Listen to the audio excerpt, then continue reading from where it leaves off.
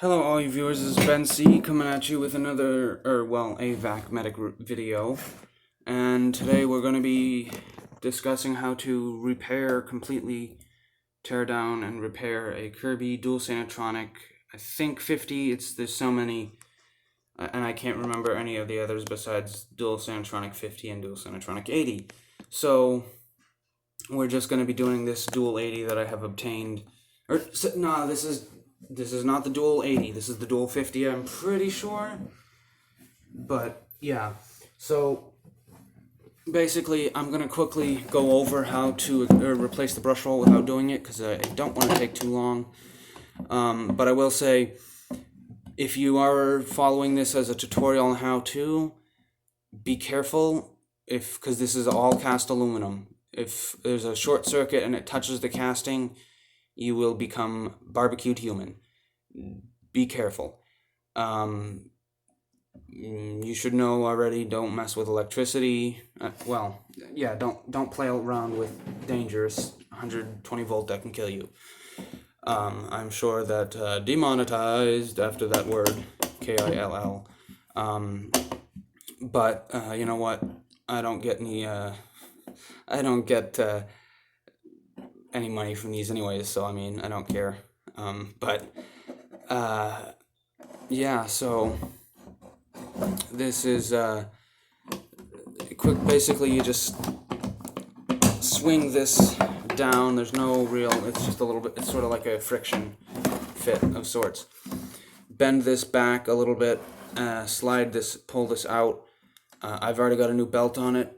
This was the previous belt. It snapped during one of my previous takes on this video.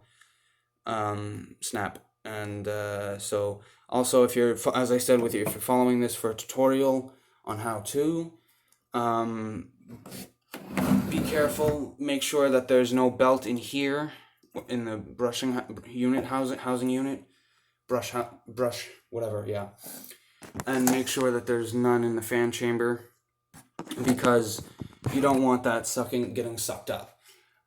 Just, you know, it's not that it's, I mean, it's not good, but you know, it won't hurt anything. But it's just, it makes it a lot easier for, you know, not having to go fishing for a vacuum belt afterwards. And so, now that that's out of the way, I'm going to show all of you, show. It's a bit misleading, I guess you could say, but I'm gonna let you hear how this one sounds, as it doesn't sound too great. But warning to all people who are potentially using headphones: either turn the volume extremely far down or remove your headphones, because this gets pretty gnarly. And on the count of 3, I will declare this vacuum on.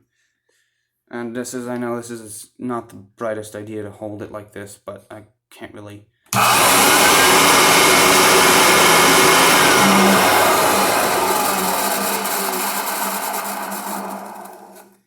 If you heard that scratching sound, that would be the main problem with this. Probably also the ball bearings and a lot of other things that need to be either repacked, which they should probably be replaced, but I don't have the money for that, so I repack them. I try to keep as much things going and living before they, I try to keep, save things from the scrapyard. So that's what it sounds like. And it also,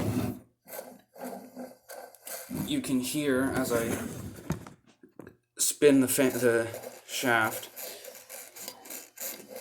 there is a noise, and that is what's coming up. So, if you're following along, this is sort of a tutorial, because I can, and I will, and I want to. And there's never any tutorial I can never seem to find a tutorial or review that actually shows you how to open it up. If I do find them, they're not very clear, and they don't stay long enough for you to see.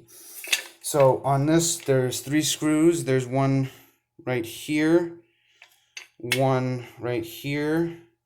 Now that's on the top, that's on the back top too.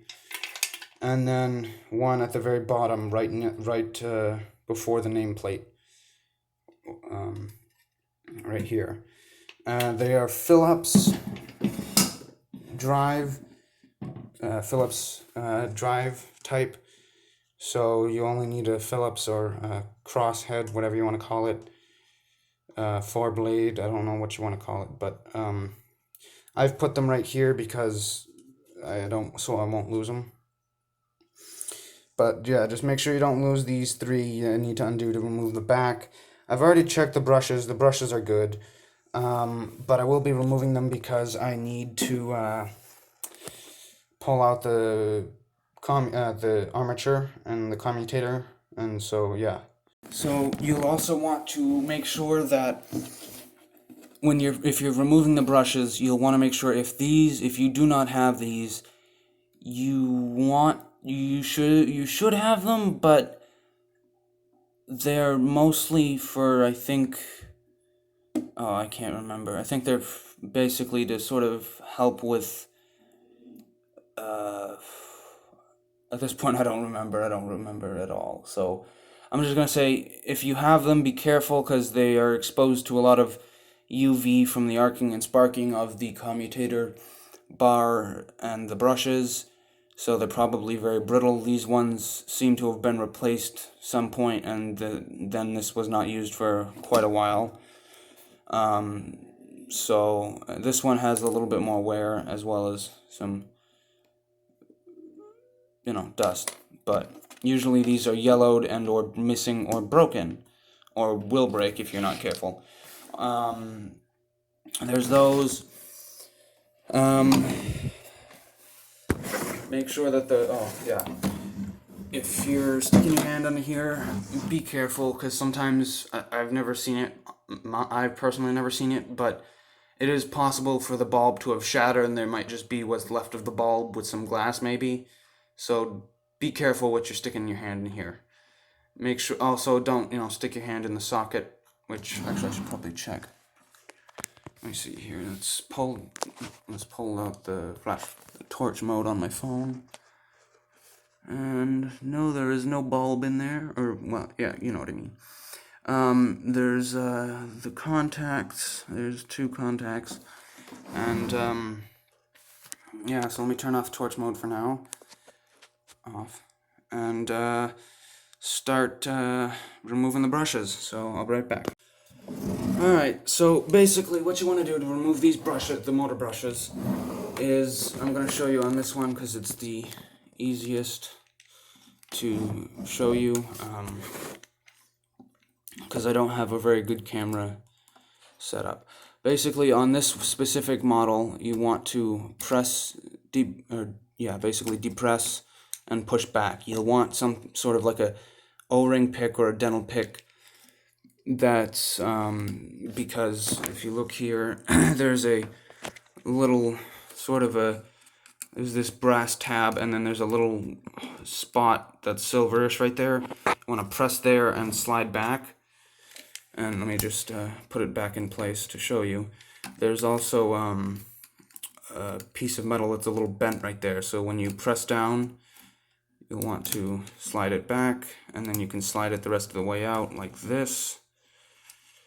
Now, these have a spring in them, but usually, I should rephrase that, they don't, unless something horrific has happened, there should not be a spring separate from the carbon brush. Now, this is a nice, good, long life left in it, a lot of life left, and so I'm going to put that aside, and then pause this and do the other side, and I'll be back in a minute. So real quickly, as you can see, this is the one that I got from the top, and this is the one that I pulled out from the bottom. I've already checked these. I already knew what these were going to look like. But one other thing, as I said, tutorial followers, you want to make sure that when you put it back in the unit, you'll want to make sure that that's going the same. This little curve in there is not this way. It's not going against there's the commutator bar, and you want to make sure that that's not spinning it, so it's spinning this way if you're looking at it from behind, or in front it's spinning one of these ways. I can't remember which way. So it's spinning like a spinning like a fan, and then you want it to be this little curve right here to be under, right here. So if you have it like this, that's gonna mess with stuff, and it won't properly do its job. So same with the other side. Also, try to keep tabs on which, because as you can see, there's a little bit more steeper, it's a little bit sharper right here. Come on, focus.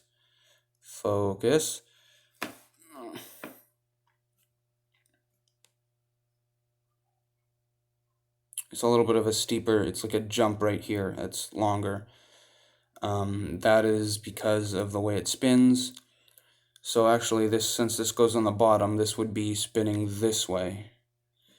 So it'd be spinning from right here to here, coming back down this way. So it's going this way, counterclockwise, I think, yeah. But yeah, just make sure you keep track of these. I know which one is which because this one I pulled from the top, and you can see from the length. And I have my mind is very odd when it comes to memorizing stuff like that. That's how I learned. One other warning, I am self-taught. I do know a good portion of the names name of the parts that I'm going to be dealing with, but yeah, I am not a legitimate service person. I do service them, obviously, right in this video, but I don't have a legitimate business. So just keep that in mind if you're looking for someone who's 100% professional. Yeah, just keep that in mind. So that also, if there's a crack in the housing like this right here, you're going to lose suction. So you'll want to replace this. This would probably be mighty expensive. Because you have to replace this entire plate. I don't know about this. You probably would have to buy this piece separate as well, but yeah. So let me pause, and sorry about that. Let me pause this in a second and explain some more. You'll want some rags if you're following along still for tutorial. You'll want a bunch of rags. You'll want some sort of a cleanup tool. Okay, my Craftsman Shop vac I use if I need to. You'll want, I'll state which tools are required to get into the unit, obviously, and which tools I would suggest using instead, because these are old and the metal doesn't always last like it should, but yeah. So there's that. Here's for anybody who's interested, I'm sure that there's probably some people who can tell me. I don't remember. It's been so long, or actually, yeah, it's been a while, so I don't remember. There is the serial number. Here's all the info. 4 amps, 110 volts, DC to AC, model dual Sinatronic. I can't remember. I think that's 7. Yeah, because that's Roman numeral 7. So I'm not sure. Oops.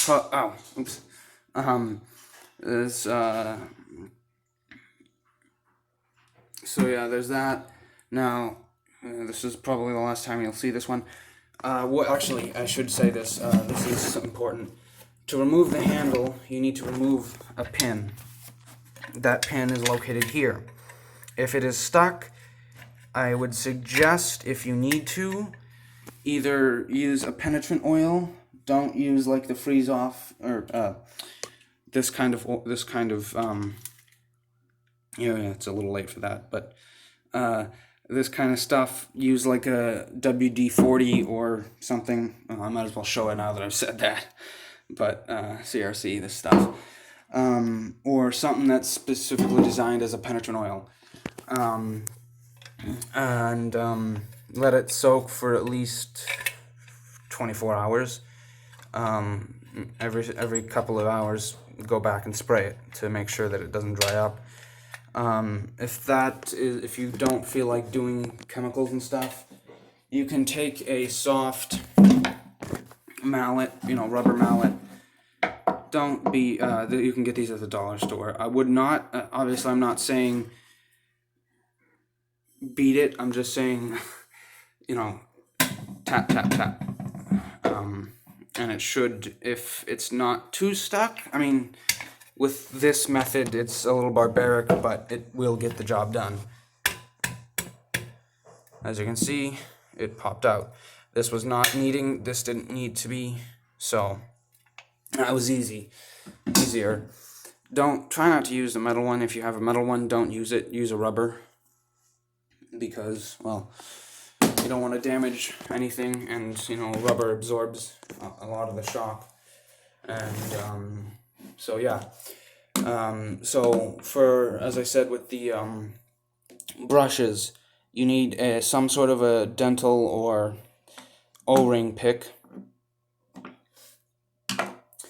You will need a number 2 Phillips 4-blade or star. No, that's not. This isn't the one. Phillips.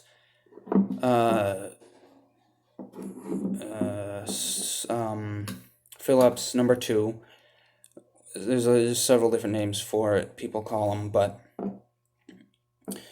I call it a Phillips 2. And so I just have a Craftsman one here, an old one. You'll want that. You'll also want a slotted, keyword here, slotted. The technical term, the actual name for a flathead screwdriver is a slotted driver. This is a slotted driver. Now, the actual flathead the head is physically flat to the surface. I think it's just easier to say flathead, but yeah, the technical term is slotted driver or bladed driver, whichever. So you'll want that, and you will most likely need you'll need some other hand tools we'll get to in a bit, but obviously what I've listed right now you would need just as a precaution. I would suggest having these. If you're going to go all the way through and repack the bearings, and just repack them, not replace them, which is probably what I'm going to do, because I cannot afford a $30 ball bearing, singular rolling ball bearing. So I have this stuff. I highly suggest getting the actually genuinely good quality lubricant grease, because these you get your fingers caught in the fan blade, you're gonna lose your fingers, and I'm not joking about that. These are that powerful. Alright, so now that that's out of the way, let me I'll get to some other things later that are optional but are helpful later down the line. So let's just get started. So you're going to want to take out this screw, and then these 1, 2, 3, 4, 5 slotted screws. Sorry, only 4. So 1, 2, 3, 4, 5, 6. Yeah, so sorry, 6 slot head screws, because yeah. So also want to make sure that you have some place to store them. You're going to want to make sure that, I can't think or speak. Okay. There are 3 screws. This is looking at it from the back top. There's 2 right here. Underneath, there's 1 right in the center. Undo those 3. You'll need a Phillips number 2 for those. Alright, now that that's out of the way, let's start with this, and I'll be right back. So, now, here's where things get a little bit tricky, because I have run into this, and I was kind of hoping that I would. If you are unable to remove the screw with the hand driver, if you prefer to use that and don't have any power tools, or you have some and you don't want to pull them out, especially if you have an impact driver, because this will be your worst nightmare. You'll want an impact driver because it is the best tool for removal of screws. And some people will say, oh, it's just for lug nuts and bolts. No. One that is designed for that, specifically for that, has a specific drive, such as where the 1/4-inch bit would go, would instead be this shape. Look like this. So that is not true. There's a reason why there's so many of these drill bits and screw bits. So now, if you're going to be removing screws, the slotted screws, these will slide out at any chance they get.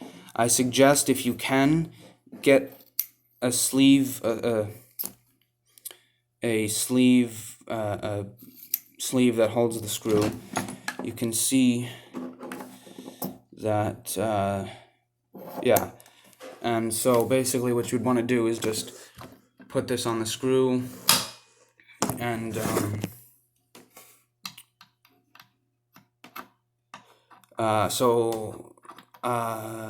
basically line up the slotted and slide it down. So I'm going to pause the video, or I'm going to end this part 1 here because my memory is running low. So we will continue at some other point. This is part 1 of 2, or part 1 of however many it takes. So, talk to you all in the next one. Please like, share, and subscribe.